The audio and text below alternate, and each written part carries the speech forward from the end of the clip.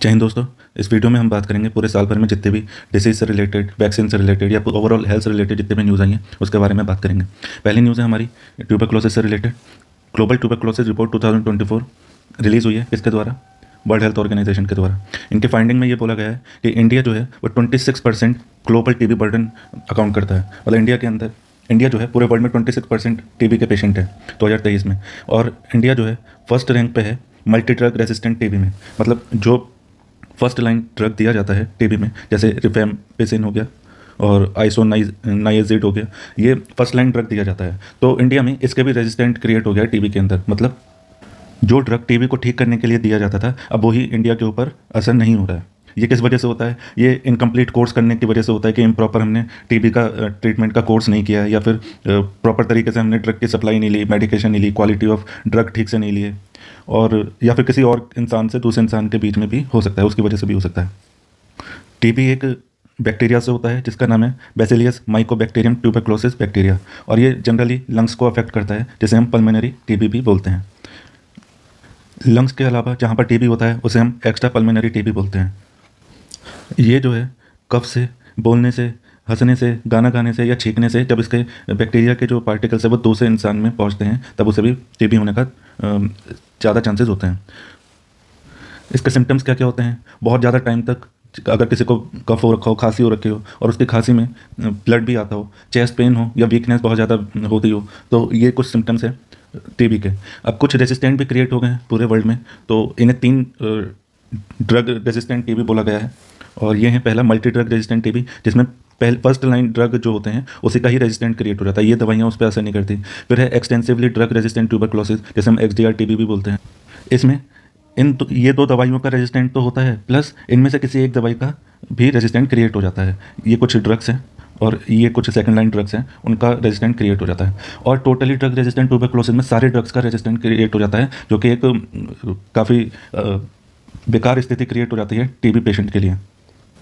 फिर इंडिया ने कुछ इनिशिएटिव भी चलाए हैं, जैसे नेशनल ट्यूबरक्लोसिस एलिमिनेशन प्रोग्राम, और एक ड्रग भी निकाला है ministry of health and family welfare ने, और इसको दिया है बी पाम करके एक एक्रोनियम बनाया है, जिसमें 4 ड्रग्स इंक्लूड किए हैं, जैसा बेडाक्विलिन, प्रीटोमेनिड, लाइनजोलिड और मॉक्सीफ्लॉक्सिन।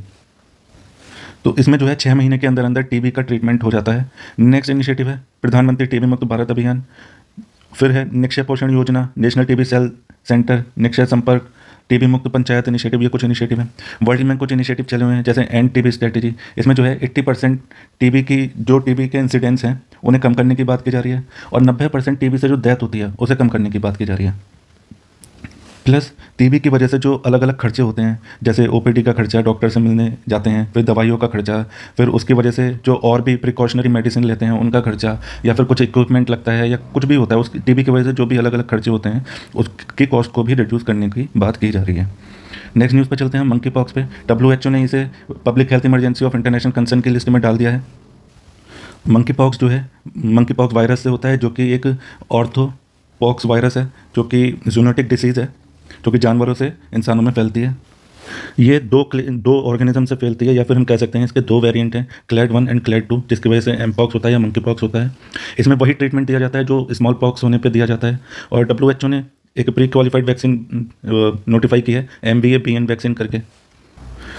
कुछ टर्म्स को देख लेते हैं। जैसे एक स्टडी ने बताया कि एमपॉक्स वायरस जो है वो जीनोमिक अकॉर्डियन को यूज़ करती है इवॉल्व होने के लिए, ताकि वो ह्यूमंस को इन्फेक्ट कर सके। तो जीनोमिक अकॉर्डियंस क्या है? ये पॉक्स वायरस का इवोल्यूशन है, और इसमें क्या होता है कि जीन्स जो है वो म्यूटेट हो जाते हैं, एम्पलीफाई हो जाते हैं या कम हो जाते हैं। तो एमपॉक्स वायरस में इसे यूज़ किया गया है, जिसकी वजह से ये इवॉल्व हुआ है, और इतना इवॉल्व हो चुका है कि ये ह्यूमन को इन्फेक्ट कर सके। ICMR has conducted sero survey for it. ICMR Indian council of medical research ने जो है सेरो सर्वे किया है। देखते हैं सेरो सर्वे क्या होता है। Sero survey is a collection and testing of blood from specimen of a defined population over a specified period. तो सेरो सर्वे ये होता है कि मान लीजिए ये कोई शहर है, इस शहर में एक ये सोसाइटी है, तो इस सोसाइटी में मान लीजिए बहुत ज़्यादा एमपॉक्स के केसेस आ रहे हैं, तो इस सोसाइटी में जाके उसके ब्लड के सैंपल लिए जाएंगे और उन पर एक तरीके से स्टडी की जाएगी कि यहाँ पर ये वायरस क्यों आया और कैसे ये इवॉल्व हो रहा है, कैसे लोगों को हार्म कर रहा है। तो सेरो सर्वे का मतलब ये होता है। फिर है PHEIC। जिसका मतलब है public health emergency international concern, जो कि WHO डिक्लेयर करता है अलग अलग डिसीज़ के लिए। तो ये जो है जब भी कोई आउटब्रेक होता है और WHO को लगता है कि यहाँ पर इमीडिएट एक्शन लेना चाहिए, तो फिर उस डिसीज़ को जो है इस लिस्ट में डाल देते हैं, public health emergency for international concern में डाल दिया जाता है। और ये जो है हाईएस्ट लेवल ऑफ अलर्ट होता है जो कि WHO इशू करती है। इंडिया ने जो है विषाणु युद्ध अभ्यास करके एक मॉक ड्रिल की थी, जिसमें पेंडेमिक जैसी जो डिसीज़ होती हैं और उनसे निपटने के लिए एक तरीके से ये मॉक ड्रिल की गई थी और अवेयरनेस फैलाई गई थी कि किस तरीके से हम पेंडेमिक जैसी चीज़ों से निपट सकते हैं। नेक्स्ट न्यूज़ है हमारी नेग्लेक्टेड ट्रॉपिकल डिसीज़। ये हमने अक्टूबर मंथ की साइंस एंड टेक में की हुई है, वहाँ पर आप देख सकते हैं, वहाँ पर भी जाके हम देख सकते हैं। यहाँ पर मैं जल्दी से बता देता हूँ। नेग्लेक्टेड ट्रॉपिकल डिसीज़ वो होती हैं जहाँ पर ज़्यादा ध्यान नहीं दिया जाता है एजेंसीज़ के द्वारा, गवर्नमेंट के द्वारा, या इन पर ठीक से कोई रिसर्च वगैरह नहीं होती, स्टडी नहीं होती, वैक्सीन नहीं बनती। ये सारी डिसीज़ को हम नेग्लेक्टेड ट्रॉपिकल डिसीज़ बोलते हैं और ये डिसीज़ जो है वो ट्रॉपिकल एरिया में होती हैं। तो इसी की लिस्ट में एक डिसीज़ आती है ट्रैकोमा। ट्रैकोमा को इंडिया ने, मतलब साउथ ईस्ट एशिया रीजन में इंडिया थर्ड कंट्री ऐसा बन गया है जिसने ट्रैकोमा को एलिमिनेट कर दिया है। और दो कौन सी कंट्रीज हैं, नेपाल और म्यांमार के बाद इंडिया ने भी ट्रैकोमा को एलिमिनेट कर दिया है। ये एक बैक्टीरिया से होती है जो कि हमारी आंखों को नुकसान पहुंचाती है। उस बैक्टीरिया का नाम है बैक्टीरियम चैल्मिडिया ट्रैकोमैटिस। अगर इस डिसीज़ पे हमने ज़्यादा ध्यान नहीं दिया, इसका ट्रीटमेंट नहीं लिया, तो ये हमें अंधा भी कर सकती है। इंडिया में 1971 के टाइम पे 5% लोग अंधे हो गए थे सिर्फ ट्रैकोमा की वजह से, और आज की तारीख में सिर्फ 1% से भी कम लोग ऐसे हैं जो ट्रैकोमा की वजह से अंधे हो जाते हैं। एनडीटी डिसीज़ के बारे में मैंने आपको बता दिया, जिन पे बिल्कुल भी ध्यान नहीं दिया जाता, उन पे फंडिंग नहीं होती, कोई ग्लोबल हेल्थ एजेंडा नहीं है उनका, और सोशल एक्सक्लूजन होता है, एक तरीके से स्टिग्मा होता है। और ये जो डिसीज़ होती हैं ये किसी से भी हो सकती हैं, जैसे virus, bacteria, parasite, fungi, toxins, इन सब से किसी से भी हो सकता है। ये डिसीज़ जो है ट्रॉपिकल एरिया में ज़्यादा प्रिवलेंट है।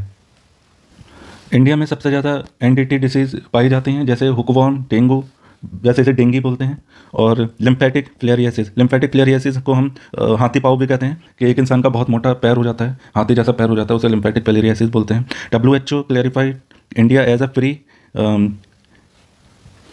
Kenya worm disease 2000 and yaws 2016। तो इस डिसीज़ को 2000 में एलिमिनेट कर दिया था इंडिया ने, और इस डिसीज़ को 2016 में। नेक्स्ट न्यूज़ पर चलते हैं, एंटी माइक्रोबियल रेजिस्टेंस। इसमें भी सेम ड्रग्स का रेजिस्टेंट क्रिएट हो जाता है बॉडी में, और ड्रग ठीक से काम नहीं करते। क्यों नहीं करते? वही रीज़न है कि इम्प्रॉपर कोर्स करते हैं मेडिकेशन का, या फिर अच्छी क्वालिटी की मेडिसिन नहीं लेते, या फिर कोई छोटे मोटे फीवर बुखार के लिए भी हमने एकदम हाई लेवल की कोई एंटीबैक्टीरियल ड्रग ले लिया। जैसे मान लीजिए आपको छोटा सा जुकाम हुआ या खांसी वगैरह हुई, तो उसके लिए हम डायरेक्टली अजिथ्रोमाइसिन वगैरह ले लेते हैं, जैसा कि हमने कोविड टाइम पे गलतियां की थी। पहली बारी में ही हमने बिना डॉक्टर के कंसर्न किए मार्केट में बस ये था कि अजिथ्रोमाइसिन ले लो और उससे ठीक हो जाएगा, जबकि हमें ऐसा नहीं करना चाहिए, क्योंकि इससे एंटी माइक्रोबियल रेजिस्टेंस क्रिएट हो जाता है, और फिर जो माइक्रोब हमारी बॉडी के अंदर होते हैं जो हमें नुकसान पहुँचा सकते हैं, वो उस ड्रग के आदी हो जाते हैं और उन पर वो ड्रग काम नहीं करता। फिर हमें और ज़्यादा हाई लेवल की, हाई MG की मेडिसिन लेनी पड़ती है। तो इसी को हम एंटी माइक्रोबियल रेजिस्टेंस बोलते हैं, AMR। मेजर कंट्रीब्यूशन देख लेते हैं AMR के, जैसे फार्मास्यूटिकल मैन्युफैक्चरिंग, जो इंडस्ट्रियल वेस्ट है, या जैसे हम API बोलते हैं, active pharmaceutical ingredient for antibiotics, ये जो है उसमें जाके मिल जाते हैं एनवायरनमेंट में जाके, वहाँ से फिर ह्यूमन उसकी रेंज में आ जाता है, उसे इन्फेक्ट कर देते हैं। फिर एग्रीकल्चर है, एग्रीकल्चर में बहुत ज़्यादा एंटीबायोटिक यूज़ हो रहा है, जानवरों में एंटीबायोटिक्स का यूज़ बहुत ज़्यादा हो रहा है, एक्वाकल्चर में यूज़ हो रहा है, और इन्हीं के थ्रू ह्यूमन जो है इन वेजिटेबल्स वगैरह को कंज्यूम करते हैं और उनके अंदर वो एंटी माइक्रोबियल रेजिस्टेंट क्रिएट हो जाता है। फिर हेल्थ केयर फैसिलिटीज़, हमें हॉस्पिटल वगैरह में भी बहुत सावधानी से जाना चाहिए, प्रॉपर मास्क वगैरह के साथ, ताकि वहाँ पर जो अगर वहाँ पर कोई ऐसा बैक्टीरिया है जो कि काफ़ी सारी ड्रग्स का रेजिस्टेंट लिए बैठा है और वो हमारी बॉडी में आ गया, तो फिर हमें यही प्रॉब्लम झेलनी पड़ेगी बार बार। पूरा वेस्ट मैनेजमेंट की वजह से भी एंटी माइक्रोबियल रेजिस्टेंस क्रिएट होता है। ग्लोबल लेवल के इनिशिएटिव देख लेते हैं इसको खत्म करने के, जैसे global action plan for anti microbial resistance, gap, global anti microbial resistance surveillance system, class, और ये दोनों ही WHO के द्वारा चलाए गए इनिशिएटिव हैं। फिर है national centre for disease control, NCDC collaboration, one health global leader group on anti microbial resistance, ये भी WHO, FAO और world organisation for animal health, इन लोगों ने चलाया हुआ है। इंडिया के इनिशिएटिव देख लेते हैं, national action plan on AMR, national AMR surveillance network of state medical college labs, regulation of antibiotics under schedule H and H1, operation Amrit, तो ये केरला ने चलाया हुआ है, ये हमें याद रखना, केरला ने ऑपरेशन अमृत चलाया था। इंडिया ने एक एंटीबायोटिक बनाई है जो कि इंडिया की पहली एंटीबायोटिक है, और उसका नाम है नेफिथ्रोमाइसिन। ये इंडिया की पहली एंटीबायोटिक ड्रग है फॉर रेजिस्टेंट इन्फेक्शन। मान लो किसी को AMR है तो उसको हम नेफिथ्रोमाइसिन दे सकते हैं ताकि उसको AMR से बचाया जा सके। फिर एक टर्म है डायबायोसिस। डायबायोसिस का मतलब ये होता है जब हमारी बॉडी के अंदर इम्बैलेंस क्रिएट हो जाता है गुड माइक्रोब्स का और बैड माइक्रोब्स का। मतलब हमारे गुड बैक्टीरिया जो है या जो हमारे गट के अंदर बैक्टीरिया होते हैं जो डाइजेशन वगैरह में हेल्प करते हैं या हमारे माउथ के अंदर होते हैं, तो हो सकता है वो गुड बैक्टीरिया धीरे धीरे कम होने लगे और बैड बैक्टीरिया हमारी बॉडी के अंदर ज़्यादा होने लगे। तो इसी को हम डायबायोसिस बोलते हैं। ये किस वजह से हो सकता है? इरेशनल यूज़ ऑफ एंटीबायोटिक्स, मतलब आप प्रॉपर तरीके से ड्रग्स का कोर्स नहीं कर रहे हो, आपको फीवर आया, आपने 1-2 दिन दवाई ली, जबकि दवाई का कोर्स जो है वो 7 दिन का है, तो उस वजह से ये हो सकता है। या फिर इम्प्रॉपर डाइट है आपकी, या कोई क्रोनिक स्ट्रेस, इन्फेक्शन वगैरह, कोई और डिसीज़ है जिसकी वजह से ये सब हो सकता है। नेक्स्ट न्यूज़ पर चलते हैं। Avian influenza. Avian influenza has cause death of more than 30 million birds world wide. Avian influenza की वजह से 300 मिलियन बर्ड्स की डेथ हो चुकी है पूरे वर्ल्ड में। एवियन इन्फ्लुएंजा को हम बर्ड फ्लू भी बोलते हैं, जो कि इसका जो टाइप है, टाइप ए वायरस की वजह से ये फैलता है। टाइप ए वायरस जो है इसके 2 सब टाइप हैं, जो कि एच और एन, यानी हेमाग्लूटिनिन और न्यूरामिनीडेज। तो ये इसके 2 प्रोटीन हैं जिनकी वजह से इसके 2 टाइप हैं इन्फ्लुएंजा ए वायरस के, और एक तरीके के प्रोटीन हैं दोनों, जिसकी वजह से ये इन्फ्लुएंजा वायरस फैलता है। अब एच के भी 8 डिफरेंट टाइप हैं और एन के 11 डिफरेंट टाइप हैं, जिनसे अलग अलग तरीके का बर्ड फ्लू वायरस सोसाइटी में फैलता है। नेक्स्ट न्यूज़ है हमारी जीका वायरस से related. Ministry of health, union health ministry has issued an advisory to state government to stop the spread of Zika virus. तो जीका वायरस बहुत ज़्यादा फैल रहा था और उसको रोकने के लिए मिनिस्ट्री ऑफ हेल्थ ने एडवाइजरी जारी की थी। ये एक फीमेल मच्छर की वजह से होती है, फीमेल मॉस्किटो, जिसका नाम होता है एडिस इजिप्टी। ये जो है प्रेग्नेंट वुमेन से बेबी के अंदर पहुंच सकता है। ये ज़्यादातर मतलब डेथ तो कॉज नहीं करता, लेकिन बहुत बुरी बुरी डिसीज़ ये क्रिएट कर देता है बॉडी के अंदर। जैसे ये है गुलियन बैरन सिंड्रोम है, ये जो है एक तरीके की ऑटोइम्यून डिसीज़ कर देता है, जिसकी वजह से पैरालिसिस हो सकता है, वीकनेस हो सकती है, बॉडी में नमनेस हो सकती है, मतलब मसल एकदम वीक हो जाएगी। इस तरीके से ये हमारी बॉडी को धीरे धीरे ख़त्म कर देता है जीका वायरस। RT-PCR की मदद से इसे हम डिटेक्ट कर सकते हैं, जो कि बहुत ज़्यादा कोविड टाइम पे भी प्रचलित था RT-PCR। फिलहाल इसकी कोई वैक्सीन नहीं है, ना बनी है, अभी इस पर रिसर्च और चल रही है और क्लिनिकल ट्रायल वगैरह चल रहे हैं जो भी इसकी वैक्सीन बनाने में लगा हुआ है। नेक्स्ट न्यूज़ पर चलते हैं। चांदीपुर वायरस, ये भी बहुत ज़्यादा न्यूज़ में था। चांदीपुरा एक जगह है महाराष्ट्र के अंदर जहाँ पर ये पहली बार डिटेक्ट हुआ था, तो इसलिए इस वायरस का नाम हमने चांदीपुरा वायरस रख दिया गया। इस वायरस को हम चांदीपुरा वेसिकुलो वायरस भी बोलते हैं। ये RNA वायरस है और ये जो है रैप्डोविरिडी फैमिली से बिलोंग करता है। अभी ये नॉर्थ इंडिया में इतना प्रिवेलेंट नहीं है, ज़्यादातर वेस्ट, सेंट्रल और साउथ पार्ट में ये ज़्यादा फैल रहा है, क्योंकि महाराष्ट्र से ही इसका उत्पन्न हुआ है, तो पहले साउथ में ज़्यादा प्रिवेलेंट होगा। ये जो है सैंड फ्लाइज, मॉस्किटोज और टिक्स वगैरह से फैल सकता है, उनके काटने से फैल सकता है। इसमें फीवर होता है, वॉमिटिंग होती है, लूज मोशन लगते हैं और हेडेक की भी प्रॉब्लम बताई जाती है। फिलहाल इसकी कोई वैक्सीन नहीं है, ना कोई ट्रीटमेंट इसका बताया जा रहा है। इसके बाद सिम्टम्स को ख़त्म किया जाता है।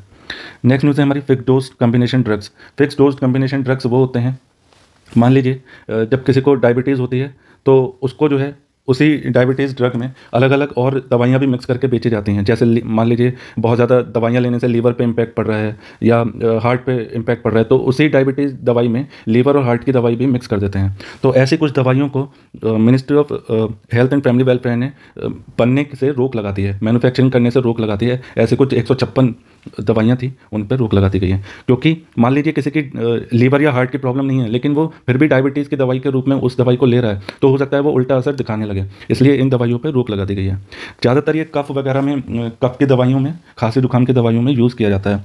हम देखते हैं काफ़ी सारी दवाइयाँ जब हम लेते हैं खांसी जुकाम में, तो उसमें और भी चीज़ें भी मिली होती हैं, जैसे बुखार की सॉल्ट मिला होता है। तो इन सारी चीज़ों से बचने के लिए इन पर रोक लगाई गई है। जैसे ये देखिए कि कई बार क्या होता है, कफ, कोल्ड और फीवर जो होता है, ये तीनों मोस्टली एक साथ होते हैं, लेकिन हो सकता है किसी को सिर्फ कफ हो या फिर किसी को फीवर हो, कफ ना हो। तो इससे जो है एंटीमाइक्रोबियल रेजिस्टेंट डिसीज जो है उनके बढ़ने का खतरा हो सकता है। और ये ऐसी दवाइयों में भी होता है जो कि एंटीमाइक्रोबियल डिसीज़ को खत्म करने के लिए होता है। काफ़ी सारी दवाइयाँ एक ही दवाई में, एक ही टैबलेट में मिक्स कर देते हैं। मल्टीविटामिन मिनरल्स में काफ़ी सारी चीज़ों को एक ही टैबलेट में मिक्स कर देते हैं। So basically fix dose combination drug वो होते हैं जिनमें 2 या 2 से अधिक एक्टिव इंग्रेडिएंट किसी टैबलेट में मिलाए गए हों। अब इसके कुछ फ़ायदे भी हैं, कुछ नुकसान भी हैं। जैसे ये ड्रग की एफिशिएंसी बढ़ा देता है, अफोर्डेबल होता है कि लोग अलग अलग कोई दवाई ले, बेटर है एक ही दवाई ले ले, तो ये ज़्यादा अफोर्डेबल होता है। इन दवाइयों का एब्सॉर्प्शन, डिस्ट्रीब्यूशन, मेटाबॉलिज्म रेट बहुत अच्छा होता है। फिर इसका कुछ इश्यूज़ देख लेते हैं, इनमें क्या क्या प्रॉब्लम आ सकती है। जैसे ज़रूरी नहीं है कि हर इंडिविजुअल को ये कम्बिनेशन सूट करे। हो सकता है उस दवाई में कुछ 3 दवाइयाँ हैं जिनमें से एक दवाई से उसकी बॉडी एलर्जिक हो, तो इससे उसे प्रॉब्लम हो सकती है। फिर ये एंटी माइक्रोबियल रेजिस्टेंस भी क्रिएट कर सकता है बॉडी के अंदर।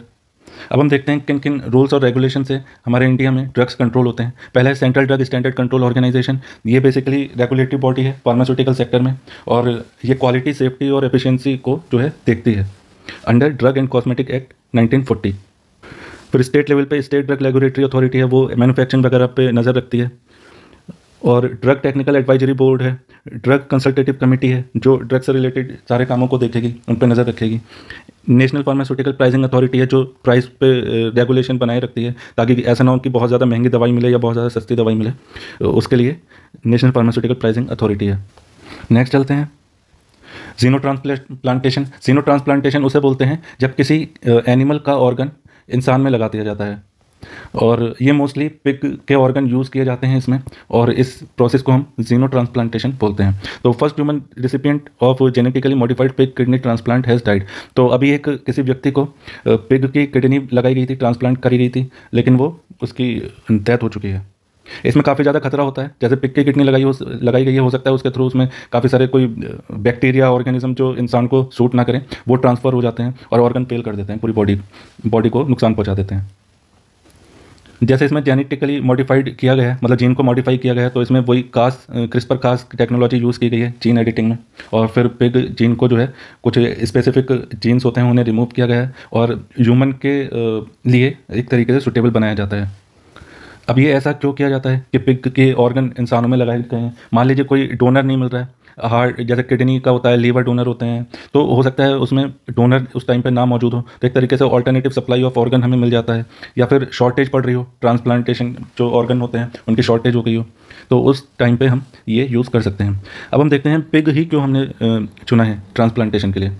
तो पिग का जो ऑर्गन साइज़ है या साइकोलॉजिकल मेटाबॉलिज्म, इम्यून सिस्टम, ये मोस्टली सिमिलर होता है ह्यूमन बींग से, ठीक है। और प्लस इसकी जो है अलग अलग तरीके की ब्रीड वगैरह जो है वो फार्म में बढ़ाई जाती है, और ऐसा हो सकता है कि अलग अलग जो ब्रीड हैं वो ह्यूमन ऑर्गन से मैच हो जाए, जिसकी वजह से हमें जो ये ऑर्गन की शॉर्टेज पड़ती है उससे हम बच सकते हैं।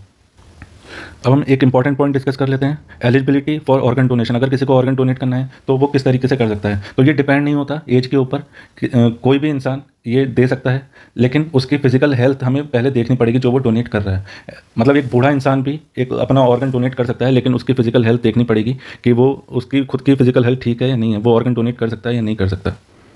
प्लस जो डोनेट कर रहा है वो 18 साल से ऊपर का हो, और कोई मरा हुआ इंसान ना हो। मतलब ऐसा ना हो कि किसी मरे हुए इंसान का ऑर्गन मतलब ट्रांसप्लांट कर रहे हैं, ऐसा नहीं होना चाहिए। मतलब कोई मरे हुए इंसान का अगर कोई ऐसा नहीं होना चाहिए कि भाई तुम जाके किसी मरे हुए इंसान का ऑर्गन डोनेट कर दो। अगर मरे हुए इंसान का ऑर्गन डोनेट करना है तो उसे पहले ही, मरने से पहले ही उसे वो कुछ फॉर्मेलिटीज़ वगैरह करनी होती है, जैसे आई वगैरह की हो गई, वो मरने से पहले कंसेंट साइन करके जाते हैं, या फिर उनके फैमिली मेम्बर से कंसेंट लेना पड़ेगा कि आप अपने जो ये डेड पर्सन है इसकी डोनेशन करना चाहते हैं या नहीं करना चाहते। नेक्स्ट न्यूज़ है हमारी ट्रांसफैट एलिमिनेशन। WHO ने बोला है कि हम बहुत ज़्यादा तेज़ी से आगे बढ़ रहे हैं ट्रांसफैट को एलिमिनेट करने में। उन्होंने एक रिपोर्ट भी जारी की है। ट्रांसफैट बेसिकली वो होते हैं जो अनसैचुरेटेड फैटी एसिड्स होते हैं। ये सबसे बेकार फैट हो सकते हैं जो हम कंज्यूम कर सकते हैं, मतलब इन्हें ना ही कंज्यूम करो तो ज़्यादा बेटर है। ये नेचुरल और आर्टिफिशियल दोनों में पाए जाते हैं। नेचुरल ट्रांसफैट जो है ये मीट, डेयरी वगैरह प्रोडक्ट्स में पाए जाते हैं, इसलिए कुछ लोग वीगन होते जा रहे हैं, और वो उनके अंदर ट्रांसफैट की समस्या अब होती नहीं है। उस ट्रांसफैट से जितनी भी बीमारियाँ होती हैं वो उनमें नहीं पाई जाती। फिर है आर्टिफिशियल ट्रांसफैट, किस में पाए जाते हैं? जितने भी प्रोसेस्ड फूड होते हैं, जो भी मान लीजिए चिप्स हो गए, या कुछ फ्रोज़न सब्जियां आती हैं, या फ्रोज़न अलग अलग मैकिन्स वगैरह आते हैं, उनमें सब में ट्रांसफैट होते हैं। ट्रांसफैट हमें वहाँ से भी मिल सकता है, जैसे हम फास्ट फूड वगैरह खाते हैं कि समोसे खा लिए, जलेबी खा ली, इन सब में जो बार बार ऑयल यूज़ होता है उसमें भी हमें ट्रांसफैट मिल जाता है, और ये सबसे बेकार फैट होता है जो बॉडी कंज्यूम कर सकती है। इसलिए बाहर की चीज़ें जिसमें बार बार एक ही ऑयल यूज़ हो रहा है, कई दिनों तक वो ऑयल यूज़ हो रहा है, तो उसको ना ही खाएं, उसे अवॉइड करें, ताकि हम आगे हार्ट डिसीज से बच सकें। नेक्स्ट चलते हैं, और एक अनसैचुरेटेड फैट होते हैं और एक सैचुरेटेड फैट होते हैं। अनसैचुरेटेड फैट जो है वो नट्स, एवोकाडो और अलग अलग वेजिटेबल्स में पाए जाते हैं। ये इनके अंदर जो कैलोरीज होती है वो कम होती है। अनसैचुरेटेड फैट जो है वो गुड फैट्स माने जाते हैं, और सैचुरेटेड फैट जो है ये मोस्टली एनिमल प्रोडक्ट्स में पाए जाते हैं, और एक्सेसिव कंजम्पशन पर ये जो है हमारी बॉडी के लिए हेल्दी नहीं होते हैं। हमारी बॉडी के अंदर LDL और HDL होता है, मतलब जिसे हम एक तरीके से एलडीएल को हम बोलते हैं बैड कोलेस्ट्रॉल और एचडीएल को हम बोलते हैं गुड कोलेस्ट्रॉल। तो ये जो है एलडीएल को तो बढ़ा देता है, बैड कोलेस्ट्रॉल को तो बढ़ा देता है और गुड कोलेस्ट्रॉल को कम कर देता है, जिसकी वजह से हमें डायबिटीज़, हार्ट जैसे मतलब हार्ट की प्रॉब्लम जैसी बीमारियाँ हो जाती हैं।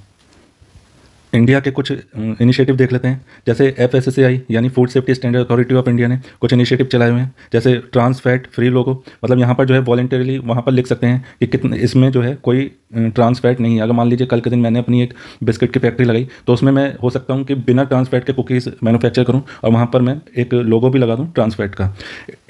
एफएसएसआई ने जो है ये कैप जो है ट्रांस फैट का वो 2% तक कर दिया है, मतलब पहले जो है 3% था, अब 2% कर दिया है। 2% से ज़्यादा किसी भी चीज़ में ट्रांस फैट यूज़ नहीं कर सकते हैं।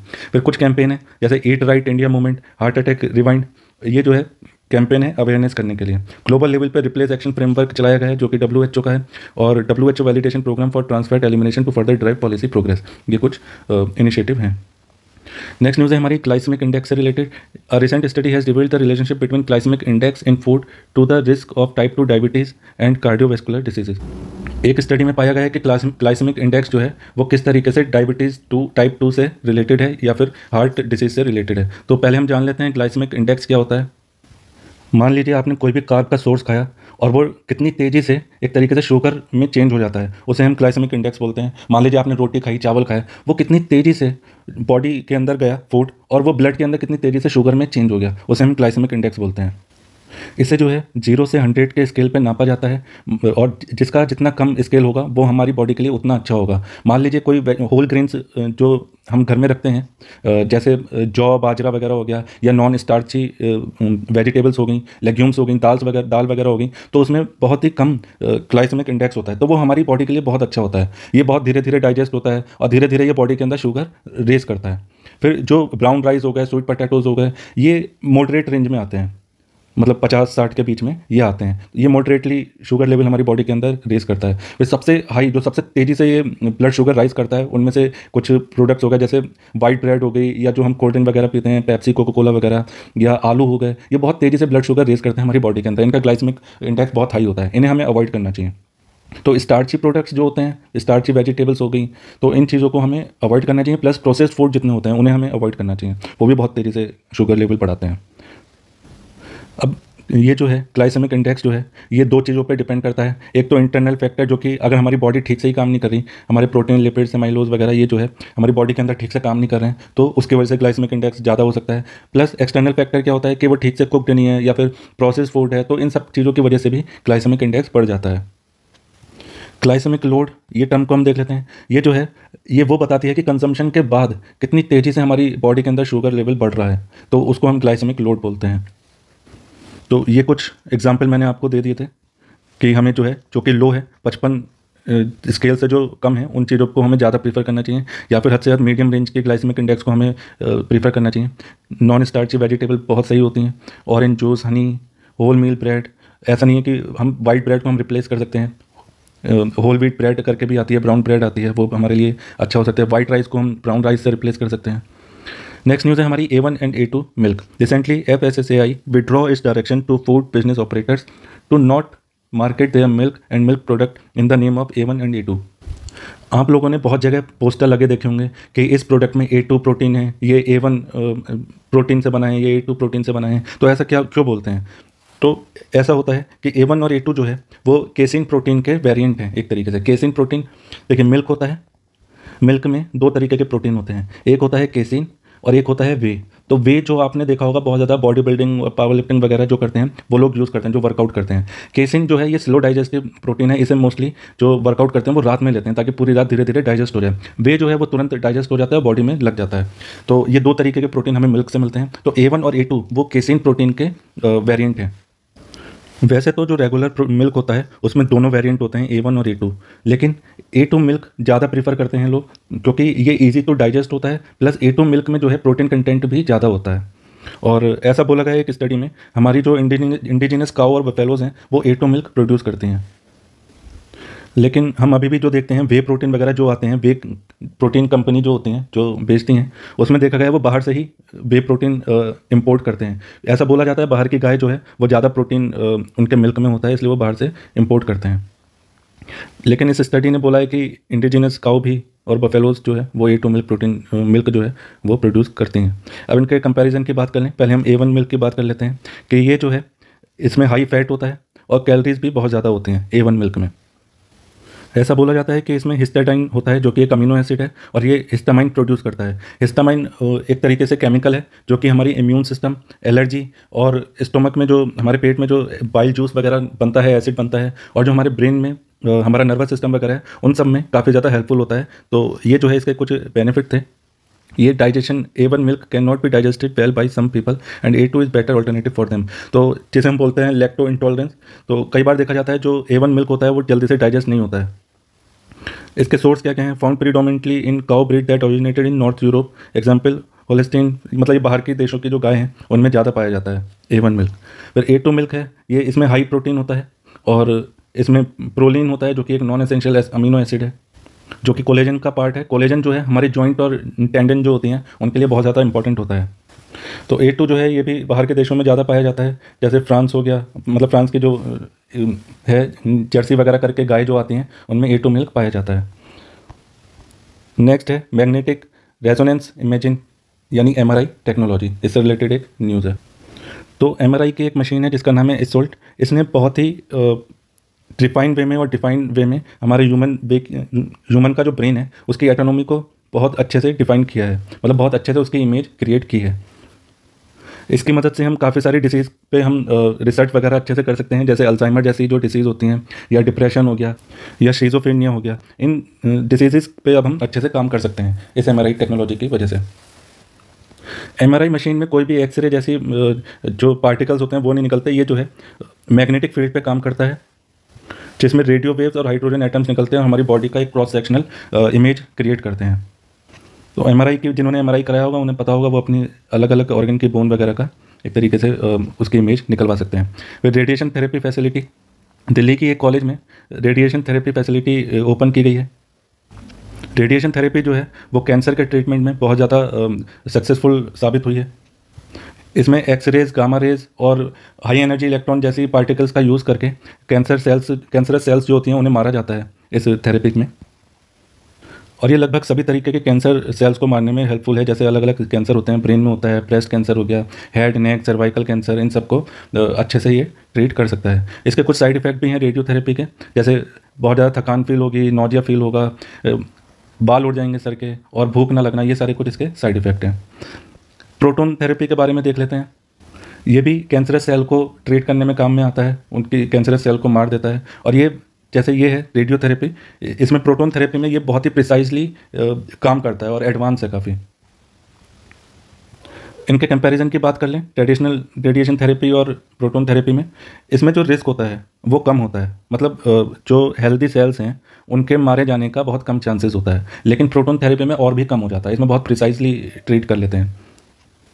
ट्रेडिशनल थेरेपी में जो सेंसिटिव ऑर्गन्स होते हैं, जैसे आँख, कान या ब्रेन हो गया, स्पाइन हो गई, यहाँ पर प्रीफर नहीं करते, क्योंकि हो सकता है उसकी वजह से ये ऑर्गन्स भी इनके जो हेल्दी सेल्स है वो भी ख़राब हो जाएं। लेकिन यहाँ पर हम कर सकते हैं प्रोटोन थेरेपी में।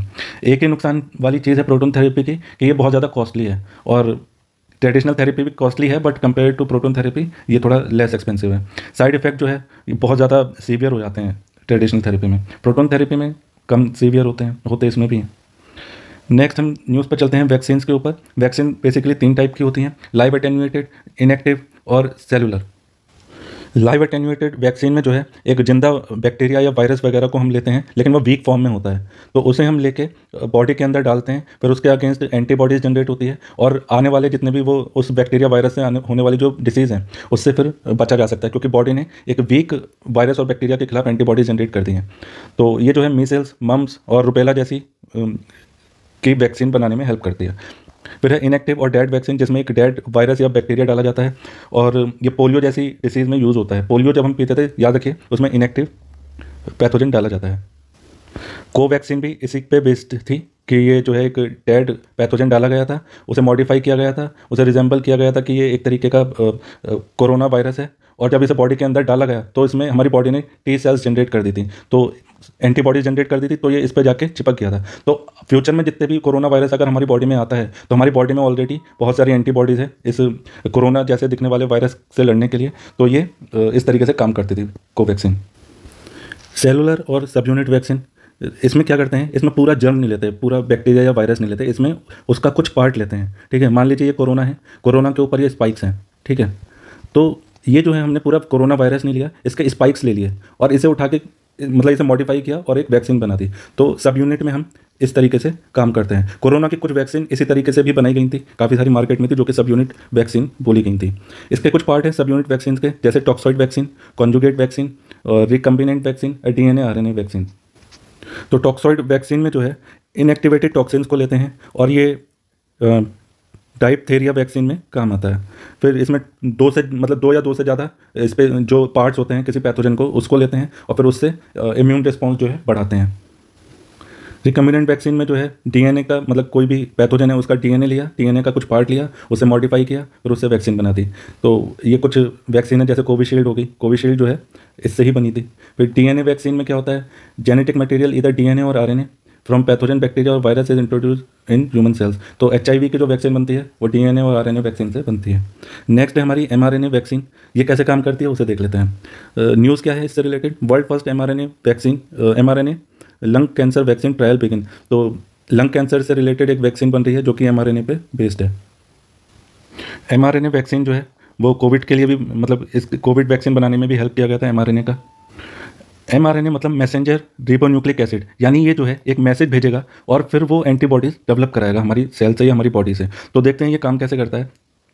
इसमें जो है पूरा वायरस या बैक्टीरिया नहीं लेता है, इसमें कुछ जेनेटिक कोड होते हैं, उसको यूज़ करते हैं जिसे हम mRNA बोलते हैं। और फिर वो जो जेनेटिक कोड्स होते हैं वो बॉडी के अंदर एंटर कराए जाते हैं। जैसे मान लीजिए वैक्सीन हमने बॉडी के अंदर डाली, इसने मैसेज भेजा कि जो है इसके ऊपर प्रोटीन, स्पाइक प्रोटीन प्रोड्यूस करो, तो ये बॉडी के इम्यून सिस्टम पे को हमारी रिस्पॉन्स करेगी, T सेल एक्टिवेट होंगी और एक तरीके से एंटीबॉडीज़ डेवलप कर देंगी इस स्पाइक के लिए। तो ये जाके इन स्पाइक पे चिपक जाएंगे और आने वाले जो खतरा होगा, मान लीजिए इससे भी ज़्यादा खतरनाक कोई वायरस हमारी बॉडी के अंदर आ गया जो कि इसी की तरह दिखता है, तो यही एंटीबॉडीज़ उसको कवर कर लेंगी और ये हमारी बॉडी से अटैच नहीं होगी, ये इसको यहीं पर ही ब्लॉक कर देगी। फिर ये वायरस जो है यहाँ से जो निकलते हैं स्पाइक से वो नहीं निकल पाएंगे, ये यहाँ पर ब्लॉक कर देंगे। ठीक है, इसमें भी कोई लाइव या वीकेंड वायरस को हम यूज़ नहीं करते, ये मोर सेफर है then live and weakened virus. इसमें फीवर वगैरह आ जाता है और ये जो है जल्दी से रिस्पॉन्स करती है, जल्दी एंटीबॉडीज़ डेवलप कर देती है। फिर है न्यू डेंगू वैक्सीन टैक 003। तो डेंगू की एक वैक्सीन बनाई गई है जिसका नाम TAK 003 रखा गया है। ये लाइव एटेन्यूएटेड वैक्सीन है, मतलब इसमें एक लाइव वायरस डाला गया है जो कि वीक होगा और फिर जब वो बॉडी में जाएगी ये वैक्सीन तो एंटीबॉडीज़ डेवलप होगी, एंटीबॉडीज़ के खिलाफ रिएक्ट करेगी, तो आने वाले जितने भी हमें फ्यूचर में डेंगू होने के चांसेस कम हो जाएंगे।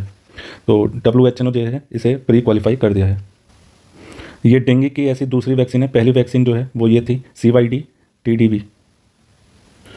डेंगू जो है वो फीमेल मॉस्किटो से होती है जिसका नाम है एडीज़, और ये इसी मच्छर की वजह से चिकनगुनिया और जीका वायरस जैसी बीमारियां होती हैं।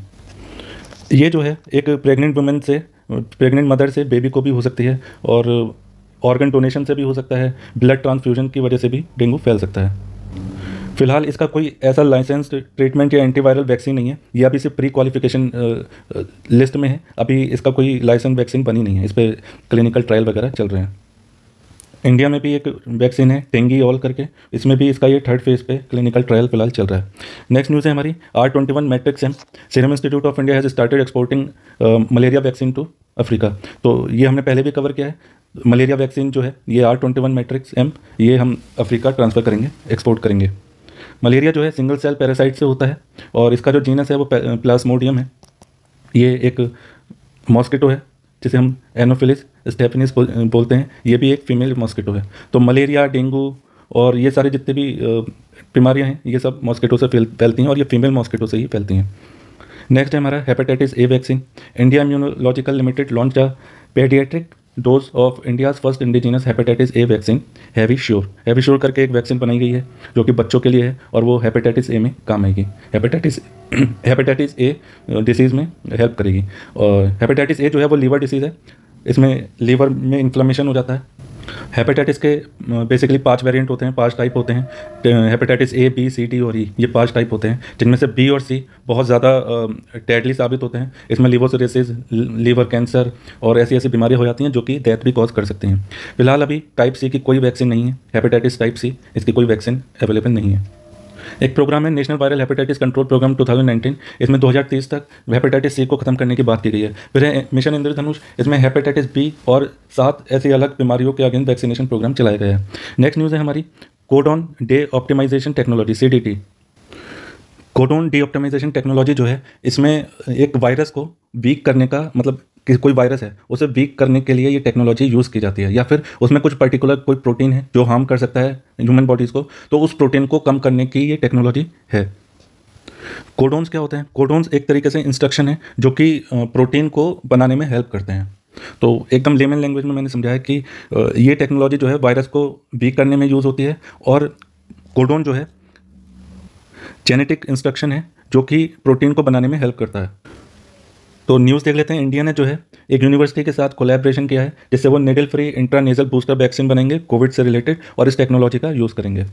नेक्स्ट चलते हैं। वर्ल्ड हेल्थ ऑर्गेनाइजेशन, इसका हेडक्वार्टर जो है वो जेनेवा में है। एक आपको मैं ट्रिक बता देता हूँ, जहाँ पर भी वर्ल्ड स्टार्टिंग में वर्ल्ड आएगा और लास्ट में ऑर्गेनाइजेशन आएगा, वो सारी संस्थाएं जो है उनका हेडक्वार्टर जो है वो जेनेवा में होगा। प्रीलिम्स में अगर कोई ऐसी संस्था आती है और पूछा जाता है इसका हेडक्वार्टर कहाँ है, और आपने देख लिया कि स्टार्टिंग में वर्ल्ड आ रहा है और लास्ट में ऑर्गेनाइजेशन आ रहा है, तो मोस्टली वो जनरली ऐसा देखा गया है वो ऑर्गेनाइजेशन का जो हेडक्वार्टर है वो जेनेवा में है। WHO को 1948 में फाउंड किया गया था। ये UN की स्पेशलाइज्ड एजेंसी है, और इसका जो मकसद है, इसका जो ऑब्जेक्टिव है वो ये है कि सबको एक हेल्दी लाइफ प्रोवाइड की जाए, और अगर कोई ऐसा डिसीज़ वगैरह फैलती है तो उस पर एक पर्टिकुलर गाइडलाइंस बनाई जाए, स्टैंडर्ड्स बनाए जाए, रूल्स और रेगुलेशन बनाए जाए, जिससे हम उस डिसीज़ से बच सकें। कुछ इनिशिएटिव इन्होंने चलाए हुए हैं, जैसे MeDevIS medical device information system, global benchmarking tool, global strategy preparedness readiness and response plan, corona virus network, global initiative on digital health, ये कुछ इनके इनिशिएटिव हैं। नेक्स्ट है कोडेक्स एलिमेंट्रियस कमीशन। ये जो कमीशन है ये फूड से रिलेटेड है, किस तरीके से हम एक फूड ट्रेड प्रैक्टिस अच्छी तरीके से हम फॉलो कर सकते हैं, या फिर कैसे हम इसके लिए एक अच्छे स्टैंडर्ड्स वगैरह बना सकते हैं ताकि हम जो है अच्छा खाना हमारी सोसाइटी में आए, और कैसे हम उसे एक अच्छे तरीके से एक अच्छे प्रैक्टिस से खाने को उगा सकते हैं। जैसे मिलेट्स वगैरह हो गई, ये काफ़ी ज़्यादा मिनरल रिच फूड हो गया, सुपर फूड बोलते हैं, तो इन सारी प्रैक्टिस को कैसे हम अपना सकते हैं उसके बारे में ये बात करती है। इंडिया की तरफ से FSSAI ने रिप्रेजेंट किया था, इसका हेडक्वार्टर रोम में है। नेक्स्ट चलते हैं।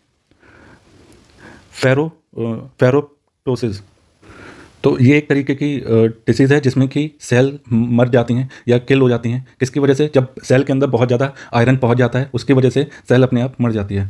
तो फेरो से आप समझ गए होंगे, फेरो हमने केमिस्ट्री में पढ़ा होगा, फेरो को हम आयरन से वो करते थे, आयरन को हम फेरो बोलते थे। तो इससे आप समझ जाइएगा एग्जाम में, फेरोप्टोसिस जो है जब सेल के अंदर बहुत ज़्यादा आयरन पहुँच जाए और उसकी वजह से सेल की डेथ हो जाती है, उसे हम फेरोप्टोसिस बोलते हैं।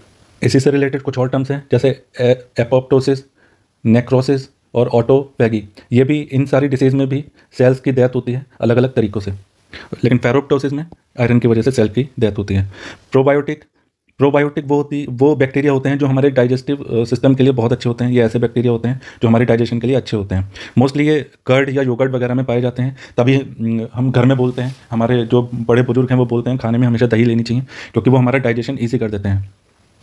बहुत सारे खानों में हम ईस्ट भी डालते हैं, ये आपने मोस्टली देखा होगा पिज़्ज़ा वगैरह बनाने में यूज़ होता है ईस्ट, तो इसमें भी प्रोबायोटिक होता है।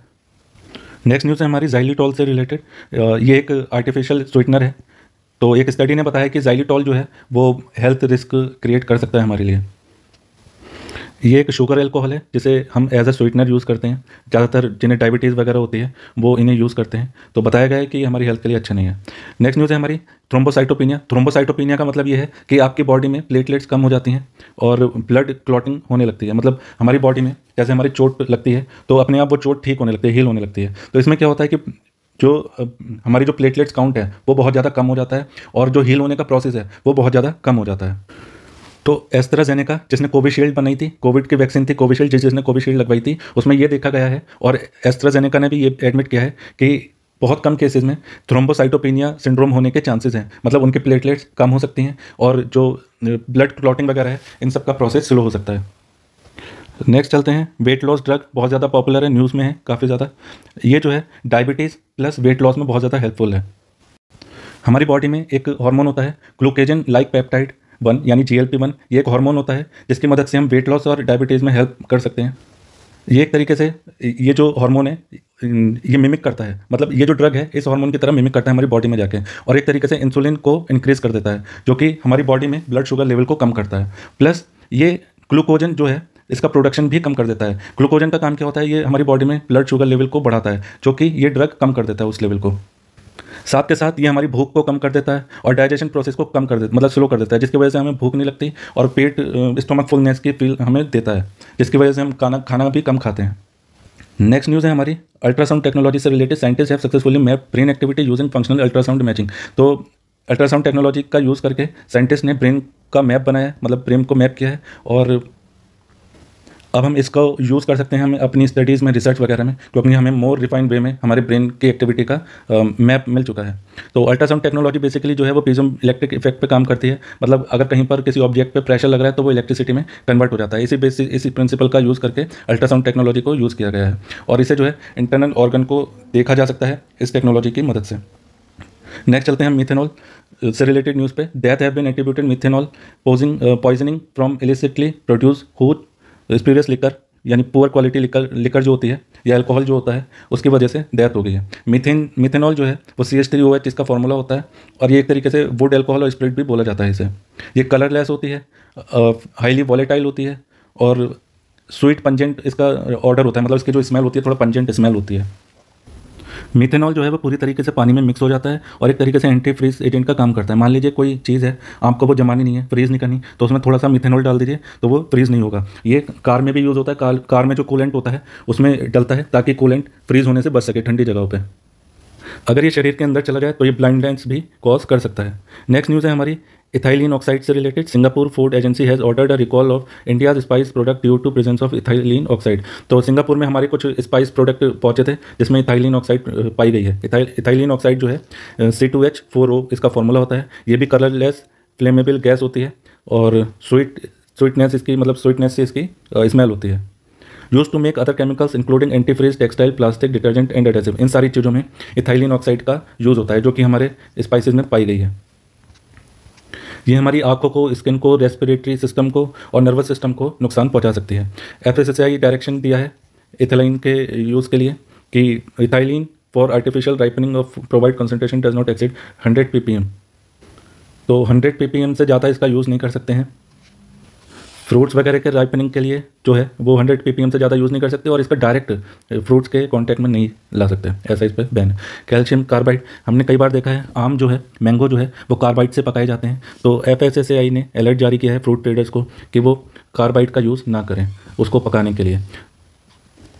तो कैल्शियम कार्बाइड जो है वो लाइम को हीट करने से बनता है, उसमें थोड़ा सा कोक डाला जाता है, यानी चूना और कोक को हीट किया जाता है, उसमें से एसिटिलीन गैस निकलती है जो कि बहुत ज़्यादा हार्मफुल होती है, और उसमें आर्सेनिक और फॉस्फोरस के ट्रेसेस पाए जाते हैं, वो भी हमारी बॉडी के लिए बहुत ज़्यादा हार्मफुल है। इसलिए FSSAI ने इसे बैन लगा दिया है ताकि हम फ्रूट्स को पकाने में काम में ना ला सकें। फिर है coalition of epidemic preparedness innovation SIP। ये एशिया की पहली health research related pre clinical network facility है। इसे हरियाणा फरीदाबाद में इनॉग्रेट किया गया है। लॉन्च इसे 2017 में किया गया था इंडिया और नॉर्वे के द्वारा, प्लस कुछ ऑर्गेनाइजेशन थी जैसे Bill Gates and Melinda Gates foundation and world economic forum जैसी संस्थाएं इसमें मिली हुई हैं। ये जो है वैक्सीन बनाने में, उनका डेवलपमेंट करने के लिए, एक तरीके से उनको एक्सेलरेट करने के लिए, वैक्सीनेशन डेवलपमेंट के लिए बनाया गया है। नेक्स्ट है हमारा global alliance for vaccine and immunisation Gavi. ये रिसेंटली WHO ने इसकी तारीफ़ की है, और तो इसके बारे में जान लेते हैं। गावी जो है सन 2000 में लॉन्च किया गया था। ये वैक्सीन से रिलेटेड किसी कोई डिसीज़ है उसे फंड करने में, उसको ख़त्म करने में हेल्प करता है, मतलब एक तरीके से डोनेशन वगैरह देते हैं। और इसमें के जो मेंबर हैं वो WHO, UNICEF, Bill Melinda Gate foundation, ये सारी चीज़ें, ये ऑर्गेनाइजेशन इसमें हैं जो कि गावी को एक तरीके से फंड करते हैं और उसके लिए काम करते हैं। तो इसी के साथ हमारी हेल्थ से रिलेटेड, वैक्सीन से रिलेटेड, डिसीज़ से रिलेटेड साल भर की सारी न्यूज़ खत्म होती है। Thank you.